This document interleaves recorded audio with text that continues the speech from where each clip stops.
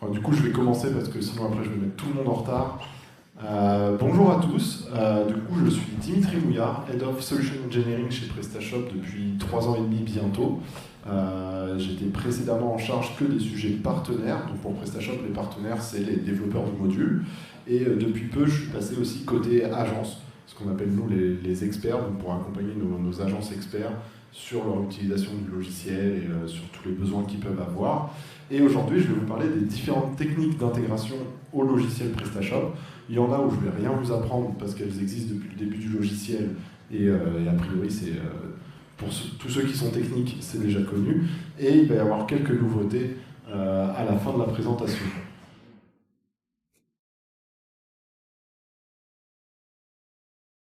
Ça ne marche pas.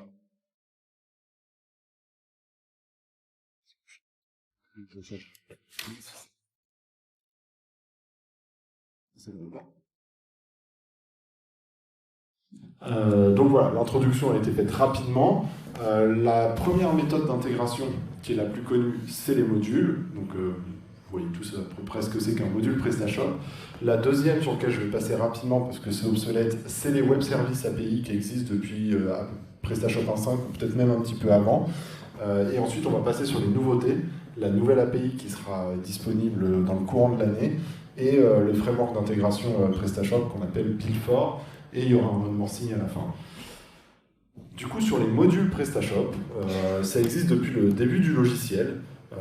Ça a évolué avec le temps, mais pas tant que ça. Ça fonctionne avec un système de hook, il y a des overrides, il y a la possibilité de faire du code custom. C'est vraiment la façon, j'allais dire la plus simple, je suis pas sûr que ce soit la plus simple, mais la plus customisable possible.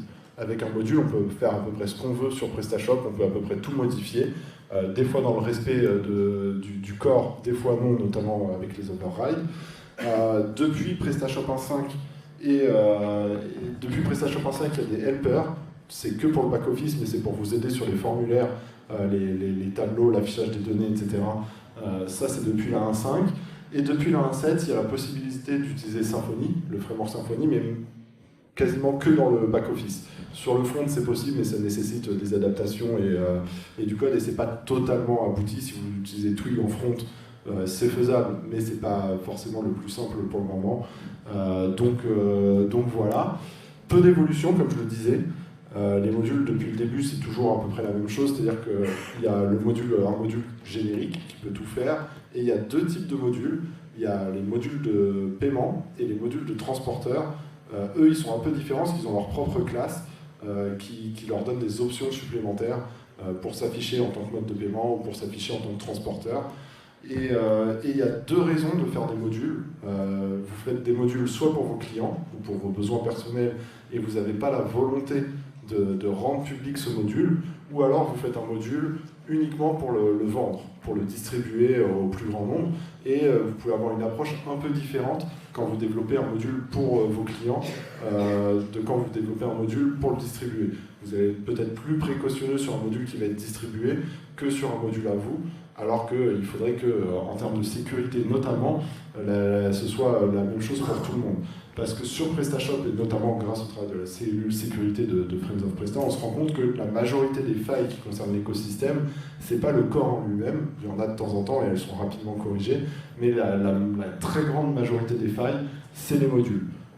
C'est principalement des XSS et des failles SQL. Il y en a à la peine dans l'écosystème et on travaille dur pour résoudre ça sur ce qu'on peut corriger en tant que société PrestaShop, c'est-à-dire sur ce qui est disponible sur la marketplace add-ons. Ce qui est en dehors de l'écosystème, on envoie des alertes, mais on n'a pas de pouvoir pour faire quoi que ce soit. Mais ça passe aussi par l'éducation et notamment tout le travail que fait Vincent et Clotaire sur les formations proposées par FOP. Du coup, concernant les modules, bah voilà, c'est la méthode la plus couramment utilisée. Tout le monde a déjà, toute personne qui utilise PrestaShop utilise déjà des modules parce que quand vous installez PrestaShop, il y a des fonctionnalités natives, c'est des modules. Et si vous voulez enrichir votre PrestaShop, notamment un module de paiement, un module de transport, ce qui est un peu la base quand vous lancez un site e-commerce, vous avez besoin forcément d'un module. Et il y a une documentation qui est complète, il y a de nombreux exemples en ligne, c'est vraiment simple d'accès Vous pouvez même tester sur ChatGPT, il est capable de vous fournir le code pour faire un module. Il faut quand même s'y connaître un peu parce que tout n'est pas parfait. Mais voilà, c'est vraiment simple d'accès de développer un module de base. Après, vous pouvez faire des choses beaucoup plus compliquées. Quand il y a de la synchro de données, etc., ça peut nécessiter plus de travail. Le deuxième sujet, c'est les web services API de PrestaShop. C'est présent depuis au moins la 1.5. On n'a pas forcément trouvé de traces plus anciennes, mais depuis la 1.5. Enfin, c'est en 1.4, mais c'était le début. C'est ancien. C'est basé sur Object Model. Donc Object Model dans PrestaShop, c'est ce qui gère le lien entre les données en base de données, les classes, et leur utilisation. C'est du CRUD sans intelligence. C'est-à-dire ça va juste modifier une donnée en base de données ou la lire et vous la renvoyer, mais il n'y a aucune logique derrière sur ces données-là. C'est un peu vieux par rapport au standard web. C'est du SOAP-XML. Alors en GET, il y a la possibilité d'avoir du JSON, mais pas en put, en patch, etc. Et surtout, c'est du code legacy sur lequel il y a plus grand monde qui a la maîtrise de ce code-là. On a toujours peur d'y toucher, que ce soit dans l'équipe core chez PrestaShop ou en dehors, parce que on ne sait pas l'impact que ça va avoir. C'est vraiment effrayant à modifier. Et du coup, c'est toujours présent dans le logiciel, mais pas grand monde l'utilise. C'est pas pertinent, ça utilise un token. Il n'y a pas de sécurité, c'est juste un token qui est généré par PrestaShop pour faire les appels, etc. Donc, ce n'est pas la solution recommandée. Il y a quelques solutions tierces pour s'interfacer avec d'autres services qui font des passerelles et qui s'en servent, mais l'usage est vraiment limité et ce n'est pas la partie la plus recommandée pour s'intégrer au logiciel. Mais, conscient des défauts de cette solution-là, PrestaShop travaille sur une nouvelle API. Je zappe un peu, mais il y a une documentation très simple, c'était bien documenté, et il y a une librairie PHP si on veut l'utiliser. Mais voilà. Mais du coup, il y a une nouvelle API qui a été annoncée à la Developer Conference au mois de novembre dernier, où il y a eu une très bonne conférence de Jonathan Lelièvre. Et globalement, ça va nous mettre en conformité avec les standards. C'est une API qui est basée avec OAuth et CQRS. Je vais y revenir un peu plus après en détail. Elle sera indépendante du core. On a fait le choix de ne pas intégrer l'API dans le core pour pouvoir... Du coup, ce sera un module PrestaShop. Ça nous permettra de pouvoir faire des mises à jour beaucoup plus fréquentes de l'API sans être dépendant du cycle de release du logiciel en lui-même.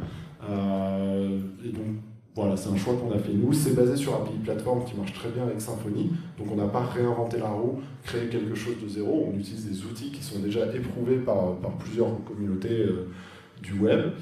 Et surtout, ce sera extensible pour les modules.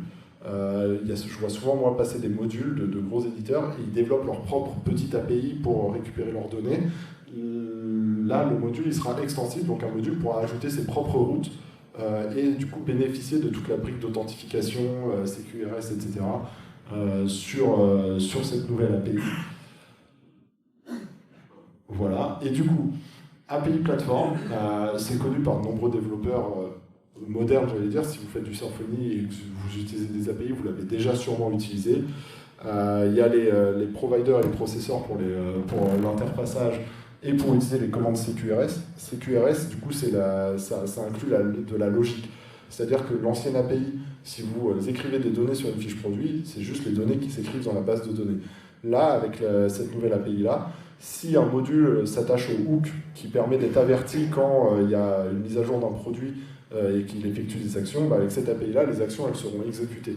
Alors qu'avant, c'était purement du mouvement de données entre la base de données et l'API.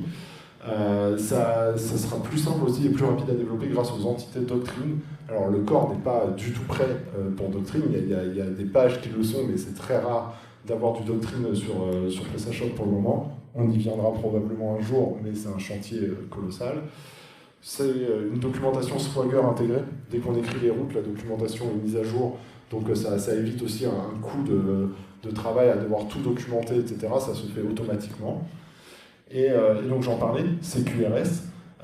C'est une approche par domaine avec une logique business. Donc toutes les actions, tous les hooks, tout ce qui peut se faire, et sachant que PrestaShop utilise déjà ça dans le corps, ça fonctionnera avec l'API, contrairement à l'ancienne API où c'était pas du tout pris en compte. Et ce qui rendait peu utile son utilisation. C'est une garantie d'avoir un comportement similaire comme dans le back-office. quand vous faites une action dans le back-office, il y a des hooks qui se déclenchent, etc. Bah, ce sera pareil avec l'API. Et nouveauté, c'est que l'API, elle couvre aussi le back-office.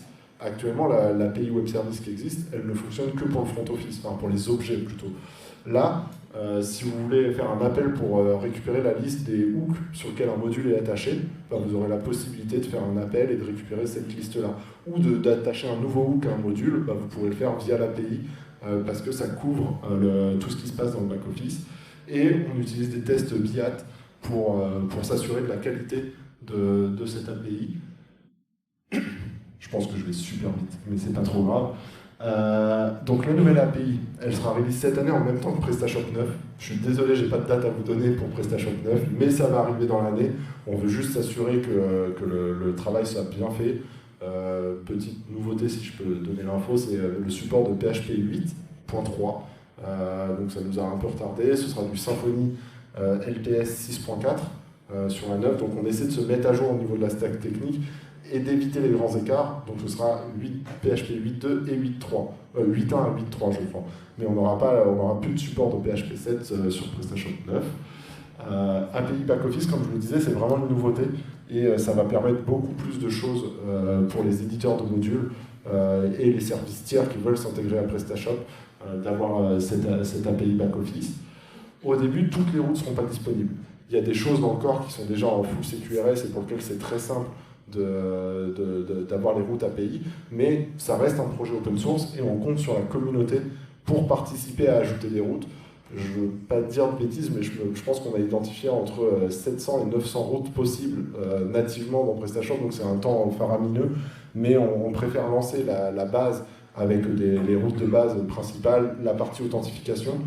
Je n'ai pas trop détaillé, mais la partie authentification, du coup c'est OAuth, et vous pouvez utiliser n'importe quel serveur OAuth. Vous n'êtes pas obligé d'utiliser ce qui est fourni avec le corps. Si vous êtes une entreprise, que vous avez déjà votre système d'authentification, etc., bah vous pouvez plugger votre propre serveur OAuth de gestion d'identité, etc., pour utiliser l'API. Et ce sera une feature flag, donc c'est-à-dire dans PrestaShop depuis la 8, il y a des fonctionnalités qui sont activées ou non par défaut, mais qui sont désactivables. En l'occurrence, comme c'est un module, on l'activera par défaut.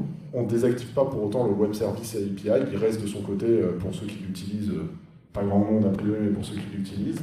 Mais la différence là, c'est que ce sera activé par défaut. Après, si vous démarrez un shop avec PrestaShop 9 et que ça ne vous semble pas pertinent, vous pouvez désactiver cette nouvelle API ou voire désinstaller le module si vraiment vous êtes sûr de ne pas en avoir besoin. Mais voilà, on a fait ce choix-là pour PrestaShop 9. Et ensuite, je vais parler d'une nouveauté. C'est une nouveauté peut-être pour certains d'entre vous. Je l'ai déjà présenté à la développeur conférence au mois de novembre à Paris. Et chez PrestaShop, on y travaille depuis 2021. Et la première solution à utiliser le framework, c'est un des sponsors aujourd'hui, c'est Store Commander, qui est le premier module Build4 qu'on a sorti en commun, du coup avec Store Commander. Et c'est destiné aux modules qui offrent des services en SaaS. Ça ne résout pas les problèmes pour les modules où toute la logique est dans le code du module. On ne sécurise pas le code du module avec ce framework-là, mais on vient fournir des services pour ces éditeurs-là pour qu'ils s'intègrent plus facilement à notre solution. Donc c'est un modèle hybride on-premise cloud. Il y a des gens qui peuvent tout faire en cloud parce que leur service l'est, il y a des gens qui ne peuvent pas. Donc il y a quand même du code derrière, mais nous ce qu'on propose c'est stocké chez nous. La logique elle n'est pas vraiment dans le module, c'est distant. Donc on propose des API ou des composants techniques qui s'intègrent dans le module pour les fournisseurs tiers. Voilà. Gros sujet, c'est la synchronisation des données. Actuellement, on a plein de modules, je regarde Samuel là parce qu'il travaille sur des modules notamment de transporteurs. Il y a toujours ce besoin de réécrire la roue. À chaque fois qu'un module a besoin d'avoir de la donnée, il va réécrire son code, etc. pour synchroniser la donnée de son côté. Le marchand n'a aucun contrôle, c'est-à-dire que les modules, ils synchronisent quand ils veulent, au rythme qu'ils veulent. Le marchand n'est pas informé, et en termes de performance, des fois on a des surprises sur certains modules où quand ça devient trop gros, ça réduit les performances des sites. Et ça permet de faire plein de choses avec cette data parce que nous, chez PrestaShop, on uniformise la data. Actuellement, du coup, chaque module fait comme il veut et surtout entre les versions de PrestaShop, il peut y avoir des différences pas forcément majeures, mais des différences sur les noms des champs en base de données, etc. Nous, du coup, avec cette solution-là qui marche de PrestaShop 1.6, 1.24 jusqu'aux dernières versions, les données sont toujours les mêmes, peu importe la version de PrestaShop, donc il n'y a pas besoin de gérer côté module. Sur 1.6, il n'y avait pas ce champ-là, mais il existe sur 1.7, etc. Du coup, il y a trois parties. Deux que j'ai regroupées et une qui est plus importante. Il y a PrestaShop Account et PrestaShop Cloud Sync. PrestaShop Account, c'est la brique d'identification au sein du SSO de la société PrestaShop.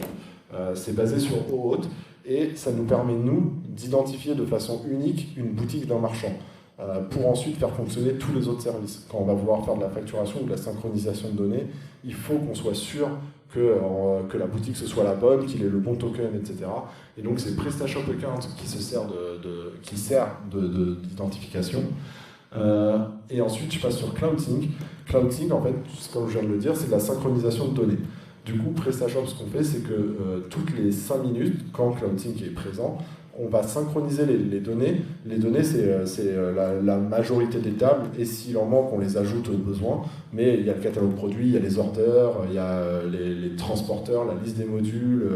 Enfin, il y a vraiment beaucoup de choses. Il y a même des modules externes, par exemple les wishlist, qui est un module, on synchronise ces données-là. Et on les met à disposition de nos partenaires après consentement du marchand. Jusqu'à maintenant, sur PrestaShop, la notion de consentement, elle n'est pas forcément toujours demandée par les modules. Il y a des grandes sociétés, je vais citer par exemple Payplug, ils ont des obligations légales et ils s'y conforment, ils demandent l'accord au marchand avant de pouvoir récupérer les données. Il y a des modules pour lesquels ce n'est pas le cas. Là, ici, le marchand doit donner son accord pour que le partenaire ait accès aux données. S'il ne le donne pas, le partenaire peut décider que le module ne fonctionnera pas et de dire, voilà, sans accord, vous n'avez pas accès à la configuration et à l'utilisation du module, ou faire le choix de dire, c'est optionnel, et dans ce cas-là, tu peux quand même l'utiliser peut-être en mode dégradé ton module. Mais du coup, ça, c'est pour la partie Cloud Sync, et c'est facile à intégrer. J'ai des infos sur ça sur la slide d'après, mais il y a des gens dans la salle qui utilisent déjà depuis un moment Cloud Sync et qui pourront, Cloud Sync, les composants du framework et qui pourront vous faire un retour d'expérience si vous êtes intéressé sur ça. Je pense notamment à GetInShoot, je ne sais pas si Mélanie est dans la salle, mais GetInShoot et PrestaModule Business Tech utilisent ce framework-là depuis un moment pour leurs modules. Et une grosse composante, c'est PrestaShop Billing. PrestaShop Billing, ça facilite la facturation récurrente des services en SaaS. Il y a des éditeurs de services, ils ont un produit et leur plus-value, c'est vraiment leur produit. Faire de la facturation, c'est pas leur métier. Alors des fois, ils s'appuient sur des services tiers, etc. Nous, on a voulu simplifier ça en proposant la partie facturation. Donc c'est la société PrestaShop qui s'occupe de facturer le service au marchand de façon mensuelle ou annuelle. Et le partenaire, lui, se concentre sur son produit en lui-même et pas sur cette partie-là. Donc voilà, et il y a différents modèles de facturation. Ça peut être du prix fixe, du stair-step, donc avec des plans selon l'usage. Si vous faites plus de 1000 commandes par mois, le prix n'est pas le même que si vous faites plus de 5000 commandes, etc. Ça peut être à l'usage, mais beaucoup plus fin. Un nombre d'appels à une API, par exemple, ou autre. Donc on est capable de gérer tout ça. Et ça passe par nos services, c'est nous qui facturons le marchand, et il y a un système de webhook pour avertir le partenaire, ce nouveau client vient de souscrire à telle offre pour qu'il active le service, et quand nous, le marchand dit je ne veux plus l'abonnement ou qu'on n'arrive pas à facturer, on envoie une information au partenaire en lui disant il faut que tu annules l'abonnement et que tu coupes les services de ton côté. Donc pareil, ça s'intègre très simplement dans un module. Il y a un module d'exemple disponible sur GitHub et une documentation qui est disponible sur docs.cloud.prestashop.com. À l'heure actuelle, on a déjà plus de 130 modules sur la marketplace qui sont disponibles avec le framework. Le gros module en tête que j'ai et qui est sorti récemment, c'est Molly. Molly qui a réalisé une version avec Account et Cloud Sync au mois de mars. Et on a un partenaire, Crisp, je ne sais pas si Romain est dans la salle, Crisp qui est en ligne depuis la semaine dernière et qui utilise aussi ce framework-là. Et comme je le disais, il y a des développeurs qui sont présents aujourd'hui. Il y a Johan, montre-nous ta chevelure. Johan peut tout vous dire, Vincent rigole, mais peut tout vous dire sur comment ça fonctionne, Cloud Sync, Billing et Account, parce que du coup il l'utilise au quotidien. Vous pouvez aussi demander à Eric de Store Commander, mais c'est pas la partie tech de Store Commander, donc Ah, mais il y a Vincent, mais je t'ai pas vu, Vincent. Pas encore. Tu viens d'arriver. Oui. Voilà. Bah, du coup, il y a Vincent, vous pouvez demander à Vincent sur cette partie-là, parce que c'était notre MVP et ils nous ont beaucoup accompagnés et beaucoup fait de retours sur ces services-là au démarrage pour qu'on réponde au mieux aux besoins de l'écosystème. Si vous voulez en savoir plus, vous pouvez scanner le QR code et vous tomberez sur mon équipe élargie qui pourra vous présenter beaucoup plus en détail ce service-là quand vous le souhaitez. Et enfin, un one more thing, c'est important pour les gens ici de comprendre que PrestaShop c'est un écosystème, open source mais un écosystème, et que c'est important de contribuer en proposant vos modules aux marchands auprès de la marketplace PrestaShop, et je vais revenir après pourquoi la marketplace PrestaShop. Mais moi je vois souvent, quand je parle aux agences, les agences me disent « Ah ben on a développé un module qui fait ça pour tel client ». Mais en fait, ce besoin-là, il répond peut-être aux besoins de votre client, mais il peut répondre aux besoins de d'autres clients. Et souvent, la quantité de travail nécessaire pour rendre le module utilisable par un plus grand nombre de marchands n'est pas si compliquée. Et c'est dommage de ne pas capitaliser sur le travail qui a été fait sur un module pour au final le garder dans un coin et ne pas le distribuer au plus grand nombre. Alors, il faut bien sûr l'accord du client, etc. Mais ça va dans la logique de partage. Vous avez passé du temps à développer quelque chose qui peut être intéressant pour tout le monde. Il ne faut pas avoir peur d'en parler à son client, de dire bah voilà, c'est vraiment un besoin que je trouve intéressant et qui peut servir à tout le monde. Pourquoi ne pas le partager avec un échange de revenus, etc. Mais pourquoi ne pas le mettre en vente sur la marketplace? Marketplace PrestaShop, pourquoi? Parce qu'on fait du contrôle de code. Depuis longtemps, il y a eu des trous dans la raquette, mais depuis longtemps, on fait du contrôle de code. Mais depuis un an et demi, notamment grâce à la cellule sécurité de FOB, on a beaucoup investi chez PrestaShop. On a une équipe dédiée à ces sujets-là, à la création d'outils de contrôle.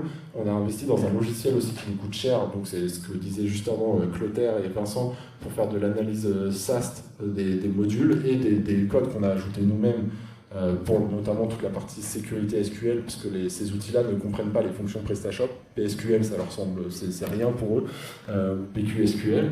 Donc voilà, on a vraiment beaucoup investi depuis l'année dernière et on a vocation à avoir une marketplace sécurisée. Il y a encore un gros travail parce qu'on part de loin, mais on y travaille activement avec une équipe dédiée. J'ai une personne dans mon équipe qui fait que ça toute la journée, d'analyser les CVE, voire maintenant de créer des CVE sur les modules qu'on reçoit en validation.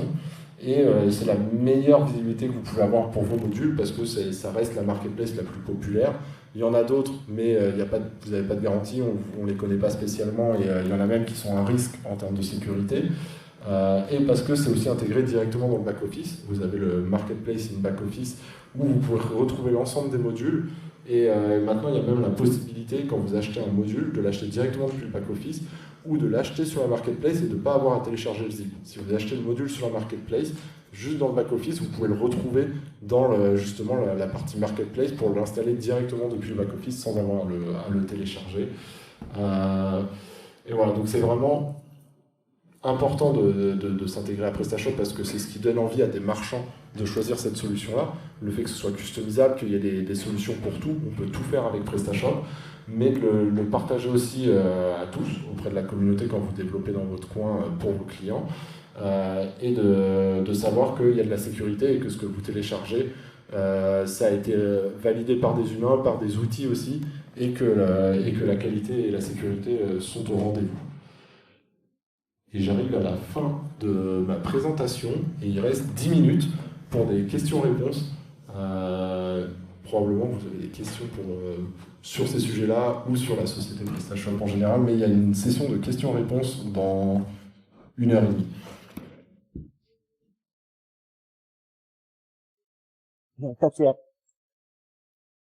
Merci Dimitri. La question concerne le module de la nouvelle API. Est-ce qu'il aura le même système de versionning qu'un module classique ou est-ce qu'on pourra utiliser en parallèle plusieurs versions? Le cas exemple, c'est une boutique e-commerce qui utilise 3 éditeurs qui se connectent sur l'API. S'il n'y a qu'une seule version, en fait, on va devoir se caler sur la plus ancienne des 3. Ce qui va limiter le nombre de fonctionnalités, la puissance des outils qui vont être mis à disposition sur la boutique. Alors a priori, les routes, je n'ai pas la réponse exacte à ta question, mais les routes, une fois qu'elles sont validées, il y a peu de raisons qu'elles évoluent, sauf si on fait un changement côté corps de la logique qui va derrière. C'est plus des ajouts Donc en fait, ce sera au marchand d'être à jour. Donc oui, le versionning du module sera le même. On ne fera pas un versionning d'API. On ne dira pas il y a l'API V1, V2, V3. Ce sera la même API et c'est juste qu'on viendra ajouter des routes en plus. Donc peut-être qu'un service aura besoin de la dernière version du module API pour fonctionner parce que sinon il n'y a pas toutes les routes. Donc ça c'est un cas possible, mais ce sera globalement de passer toujours et d'être à jour. Mais c'est une règle valable pour tous les modules. Mettez vos modules à jour, ça corrige des failles de sécurité, il n'y a pas que de l'ajout de fonctionnalités. Et c'est le meilleur moyen d'éviter tous les problèmes de sécurité, c'est de maintenir à jour sa boutique. Mais on peut en reparler en privé et discuter avec l'équipe qui gère ça si tu veux.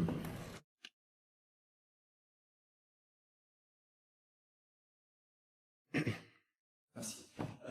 Alors j'ai peut-être raté l'info, mais est-ce qu'il y a une chance pour que le module de la nouvelle API soit disponible pour PrestaShop 8, 1.7 et Il y a une chance. Donc c'est un repo à part. Il est conçu pour la 8 dans tous les cas. Après, il faut voir sur quoi les dépendances qu'on pourrait avoir, notamment sur la version de Symfony. Si la version sur la 1.7 est trop ancienne et que l'API Platform ne nous permet pas de gérer les dépendances anciennes. Pour le moment, on vise la 8, c'est sûr, mais une fois que ce sera release, pourquoi ne pas viser la 1.7? Après, on risquerait d'avoir des problèmes. Il y a toutes les pages back-office sur 1.7 selon ta version, elles ne sont pas basées sur Symfony, il n'y a pas le même CQRS, etc. Donc ça risque d'être dur d'avoir une stabilité sur tout ce que fait l'API par rapport à ta version PrestaShop. Je prends l'exemple des traductions. Si tu es en 1.7.5, bah, tu n'as pas le nouveau système de traduction, donc tu n'auras pas les bonnes routes, ou alors tu auras les routes mais elles ne fonctionneront pas. Donc ça risque d'être un peu compliqué. Je pense qu'on regardera ce qu'on peut faire. Peut-être pour la 1.7.8, voilà, la 1.7.8 qui est la LTS, jusqu'à la sortie de la 9, puisqu'elle sera plus supportée à la sortie de la 9. Mais sur les plus anciennes versions, je ne pense pas qu'on investisse. Après, c'est un module open source, donc c'est majoritairement la société PrestaShop qui initie et qui investit sur le développement initial. Mais ça reste un module open source et n'importe qui peut proposer quelque chose et travailler dessus. Et surtout, on sera, j'allais dire, plus souple. C'est pas le corps. C'est un module à part et donc il n'y aura pas 50 000 tickets en parallèle, etc. Donc ça ira peut-être aussi beaucoup plus vite pour valider, contrôler et faire évoluer ce module-là. C'est aussi pour ça qu'on a fait ce choix-là, parce que si on l'avait intégré dans le corps, bah, ça aurait nécessité de demander au marchand de mettre à jour sa boutique pour avoir accès aux dernières versions, et c'est pas idéal. Merci. Il reste 6 minutes 35. Il reste 6 minutes. Bon, on peut faire l'apéro si tu veux. 6 minutes, donc est-ce qu'il y a d'autres questions? Sinon on va rattraper le retard. On a rattrapé le retard. Eh ben, on va passer à la suite alors.